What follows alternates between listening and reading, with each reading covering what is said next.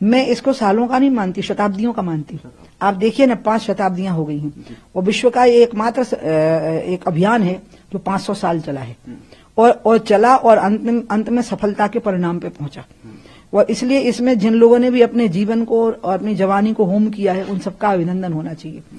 दूसरा, इसका श्रेय कोई नहीं ले सकता। नंबर 1 तो इसका श्रेय मिलेगा उन कार सेवकों को जिन्होंने ढांचा गिरा दिया था, क्योंकि अगर ढांचा ना गिरता तो पुरातत्व विभाग खुदाई नहीं कर सकता था। ढांचे को गिरा करके खुदाई करने की औकात पुरातत्व विभाग की नहीं हो सकती थी। जब ढांचा गिर गया तो खुदाई हो पाई। खुदाई में सबूत मिल गए तो माननीय कोर्ट ने उनको स्वीकार कर लिया। उसको मुसलमानों ने भी आपत्ति नहीं की और डिसीजन हो गया। इसके बाद का श्रेय जाता है फिर बाकी लोगों को, और अंतिम समय का जो श्रेय है वो जाता है अशोक जी सिंघल जी को, जिन्होंने अभियान को चरम सीमा पर पहुंचाया।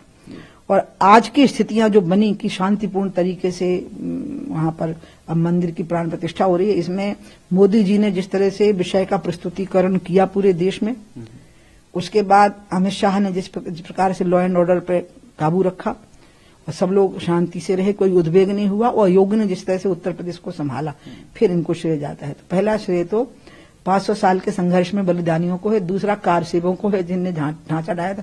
हम लोग को कोई श्रेय नहीं, हम तो भागीदारी किए थे। जिंदा रह गए तो हमको दुख हुआ था। जिंदा रह गए? हाँ, बहुत दुख हुआ था, क्योंकि जब 2 नवंबर को जिस कार सेवा का नेतृत्व मैंने किया था, उसमें एक दूसरा जत्था अलग हो गया था हमसे अचानक, कुछ उत्साही नौजवानों का, और वो सीधे हनुमानगढ़ी की ओर बढ़े। वो बहुत बहादुर लोग थे। उसमें राम और शरद कोठारी दोनों सगे भाई थे। दोनों उस दिन गोली से मार दिए गए थे। तो इसलिए मैं तो समाजवादी पार्टी के उस समय के नेता मुलायम सिंह को हमेशा कार सेवकों का हत्यारा ही कहती रही, जबकि उनको मैं बड़े भाई जैसा मानती थी। और मैं उस बात को कभी भूली नहीं कि वो बलिदान हो गए और हम जीवित रह गए। आपका भी बहुत बड़ा योगदान रहा इस पूरे। आप कैसे कहोगे योगदान? 500 साल के संघर्ष में सबसे पहला संघर्ष तो हनुमानगढ़ी के महंतों ने किया था। जब जिस दिन वो मंदिर तोड़ा गया था, उस समय पे मीर बकी के टाइम पे, तो सबसे बड़ा योगदान तो उनका था। उसके बाद तो बहुत साधु संतों ने, नागा साधुओं ने, वैष्णव साधुओं ने, राजा छत्रपाल की सेना ने, गुरु गोविंद सिंह जी की सेना ने, राजा रणजीत सिंह की सेना ने वहां आकर के संघर्ष किए हैं और उन प्राणों की आहुतियां दी हैं। तो इसलिए वो तो निरंतर चला है।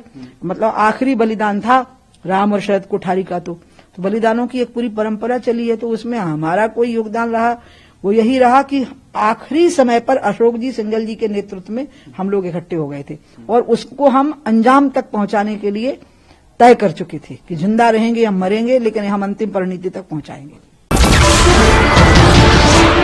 नमस्कार, मैं हूं मानक गुप्ता। अगर आपको हमारा ये वीडियो पसंद आया हो तो इसे लाइक और शेयर जरूर करें, और हां, हमें सब्सक्राइब और फॉलो करना ना भूलें, ताकि आप देश और दुनिया की कोई खबर मिस ना करें। तो जुड़े रहिए हमारे साथ और देखते रहिए न्यूज़ 24।